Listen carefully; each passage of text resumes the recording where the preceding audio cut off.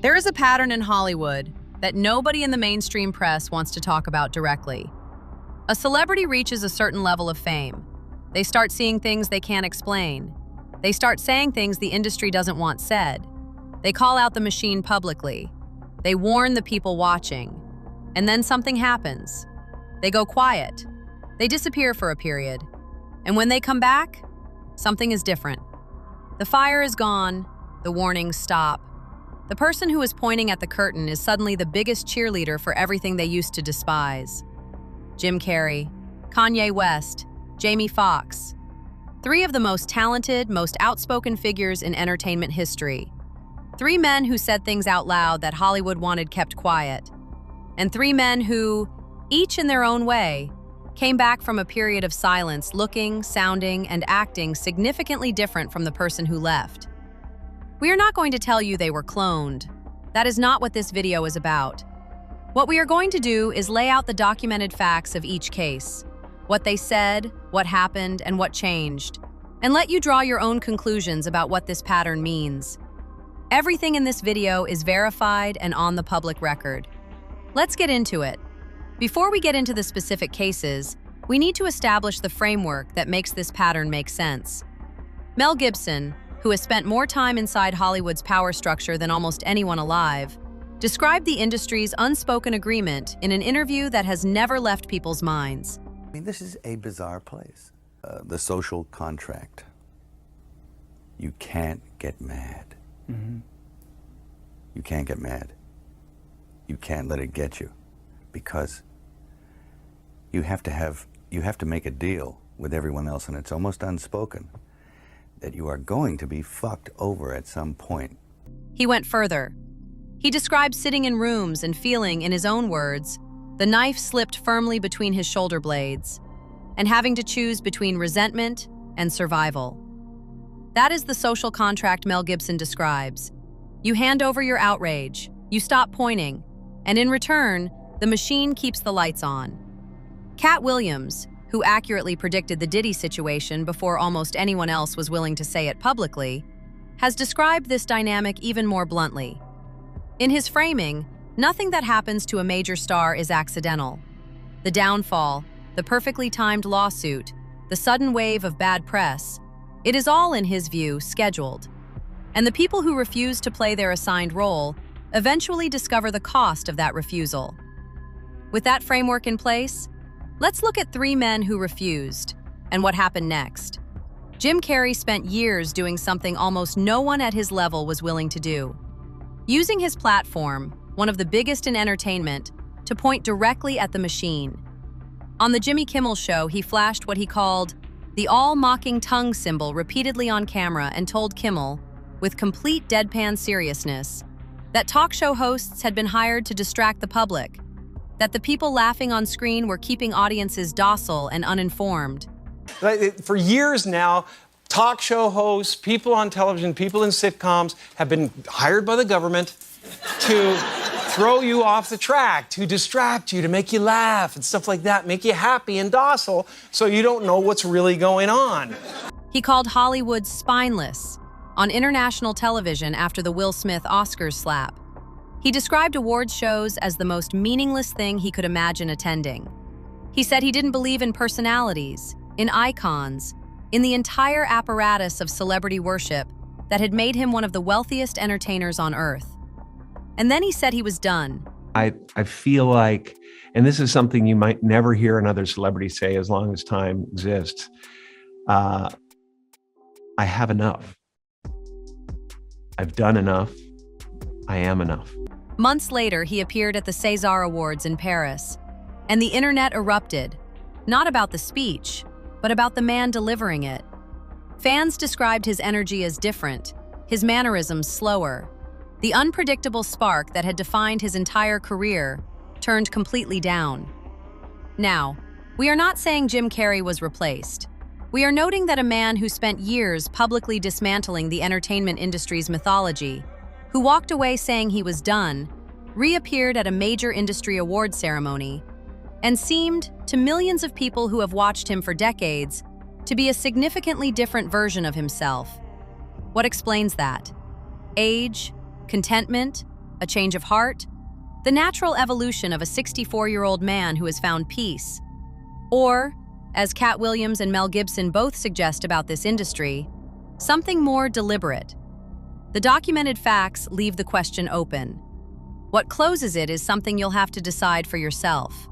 Kanye West's case is more extensively documented because what happened to him played out almost entirely in public. For years, Kanye was one of the most creatively celebrated figures in music. His output was undeniable. His influence was generational. And then, around 2016, something shifted. He started talking about things the industry wasn't comfortable with. He described being threatened. He described waking up every morning surprised to be alive because of the volume and nature of threats he had received. He talked publicly about the music industry's financial structure and how it trapped artists. He described being exhausted, surveilled, and systematically pressured.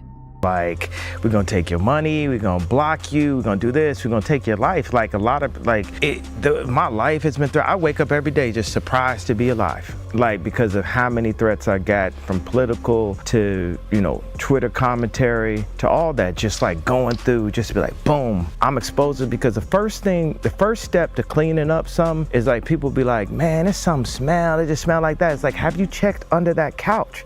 But nobody want to lift up that couch. And when you go to lift up the couch, the whole industry is like, stay away from that couch. Yeah. Found out that my trainer was a MK Ultra Canadian intelligence. He worked in the defense research and development in the Canadian military, essentially working on psyops in the Canadian military. This is Harley Pasternak. Yeah, what I'm saying is, look, they tried to medicate me. I was exhausted. They wrongly diagnosed me, and they when I asked them how much lithium did you want to put me on exactly, it took them 4 days to answer because they were embarrassed about the amount, right? And I refused to take this, right? You understand that if I had taken the medication, I would not be here, and it would have been, he was deeply troubled. We miss him. We love his music, though. Well, they would have Britney Spears too. I mean, look at they would have Michael Jackson. Then came the hospitalization. In November 2016, Kanye West was involuntarily hospitalized following what was described publicly as a mental breakdown. He was held for approximately 8 days. The full details of what triggered the hospitalization and what occurred during it have never been fully disclosed. What is documented is what came before. Kanye had been on stage at concerts, making statements that were widely covered, some controversial, some alarming, all consistent with a man who felt cornered by forces he believed were working against him. And what is documented is what came after. Kanye returned from that period a noticeably different public presence. His statements became more erratic rather than pointed. His professional decisions generated controversy in different ways than before. The specific, coherent warnings he had been issuing about the industry gave way to a different kind of noise. He had also spoken publicly about medication and his refusal to take it. He was later reported to be back on medication. Whether that is good, bad, or simply a private medical decision, we make no judgment. What we note is the sequence. Outspoken, hospitalized, returned different. That sequence is documented. Jamie Foxx's case is the most recent, and in some ways the most mysterious, because the central fact of his story has never been publicly resolved. In April 2023, Jamie Foxx was hospitalized following what his family described as a medical emergency. For weeks, the public received almost no information. His daughter posted updates saying he was recovering, but provided no details about what had happened. Foxx himself was completely absent from public life for months. When he returned, in a video posted to social media, he was visibly emotional and said he had been through something he was not yet ready to fully discuss publicly. He said he had been to hell and back. He thanked his family and his faith. He has never publicly disclosed what the medical emergency was. Now, that is entirely his right. Medical privacy is real and legitimate. We are not entitled to anyone's private health information. But here's the context that made his disappearance generate the level of speculation it did. Jamie Foxx had been publicly associated with Diddy's social circle. He had attended events connected to Diddy, and his hospitalization occurred in April 2023, a period during which, we now know from federal documents, Federal investigators were already building the case against Diddy that would result in his arrest in September 2024. We are not stating there is a connection between Jamie Foxx's health emergency and the Diddy investigation. No evidence of such a connection has been presented publicly. What we are noting is that his disappearance, unexplained, extended, and uncharacteristically silent for one of the most publicly expressive entertainers in the business, occurred during a period of significant federal activity around people in his documented social circle. The timing is observable. What it means, if anything, remains an open question. Let's put all three cases side by side. Jim Carrey, a man who spent years pointing at the entertainment industry's corruption, called it spineless publicly, walked away saying he was finished, and reappeared at a major industry event, seeming significantly changed from the person who left. Kanye West, a man who described being threatened, surveilled, and trapped by the industry, was involuntarily hospitalized and returned as a noticeably different public presence than the one who had been issuing specific, coherent warnings about what he had seen. Jamie Foxx, a man with documented connections to Diddy's social circle, was hospitalized with an unexplained medical emergency during the period of federal investigation into that circle, and returned months later, still unwilling or unable to publicly disclose what happened to him. 3 different men, 3 different situations, 3 different timelines. But the same basic shape. Outspoken. Something happens, comes back different. Dave Chappelle, who walked away from a 9-figure deal and spent years being labeled unstable for doing so, described this industry as a system built on control. Not just contracts, control. He compared it to moving from one plantation to another. Different master, same chains. Cat Williams has said consistently that in a business built on pretend, nothing that happens to a major star is accidental. That the industry can engineer a downfall, weaponize a scandal, or simply make someone's life quiet enough that they stop saying the things that needed to be said. The question this pattern raises is not whether these men were cloned. That is not what the evidence supports. The question is simpler and in some ways more disturbing. What does an industry do with people who refuse their assigned role? And what does it look like when that industry succeeds in silencing them? Jim Carrey called Hollywood spineless and walked away. He came back to the industry that he said was meaningless, and seemed to millions of people to be a different man doing it.